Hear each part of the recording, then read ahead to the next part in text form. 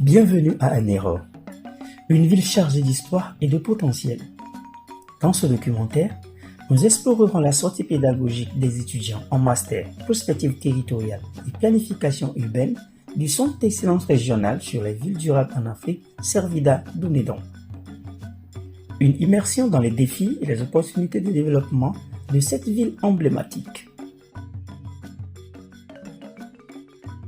Pour comprendre le présent, plongeons-nous dans le passé. Anéro, ville tricentenaire, a été le témoin de nombreuses pages d'histoire.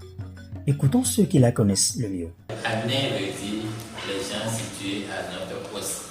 Donc, quand il va falloir donner un nom à la ville, l'Anéro a été choisi à Néobiho.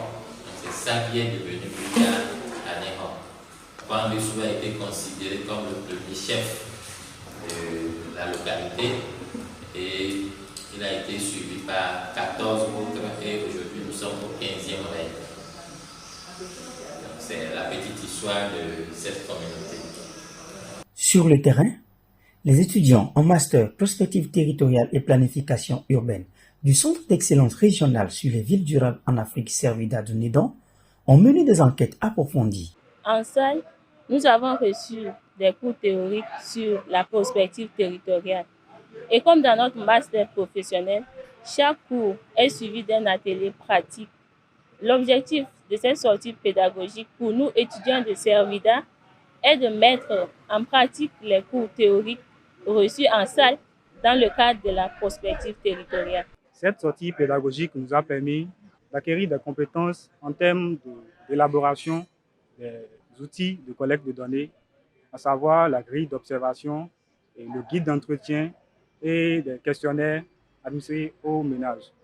Par ailleurs, nous avons pu acquérir des compétences en termes d'administration d'un guide d'entretien et des questionnaires avec les ménages et les acteurs locaux. La mise en commun des informations reçues et des données nous permettra d'élaborer un diagnostic du territoire qui met en lumière les forces, les faiblesses, opportunités et menaces du territoire afin d'élaborer une vision de la commune à l'horizon 2050.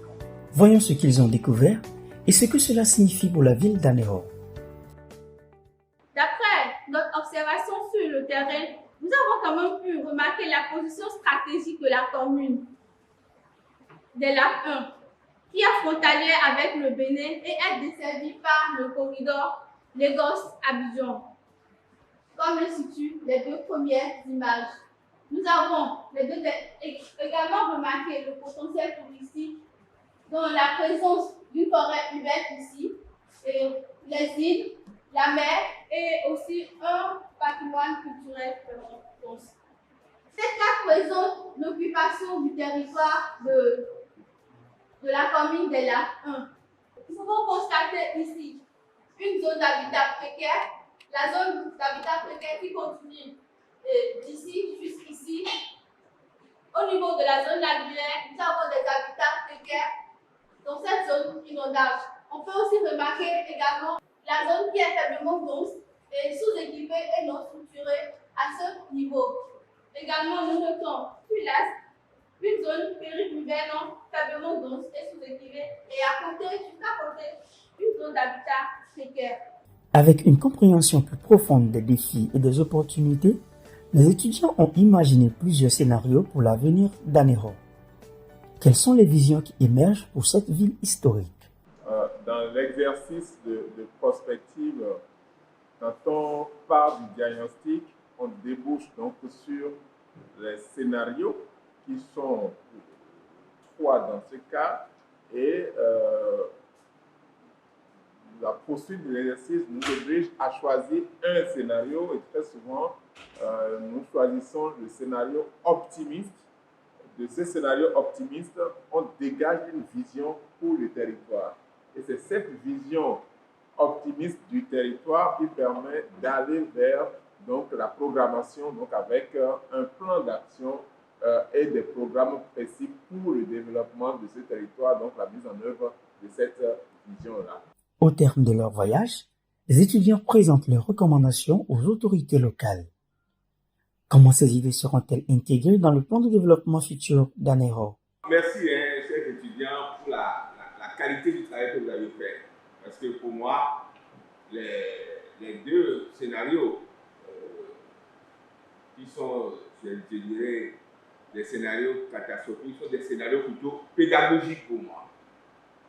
Parce que cela a l'intérêt d'ouvrir encore plus grand les yeux sur les difficultés de la ville et cela avec un œil indépendant et sans complaisance.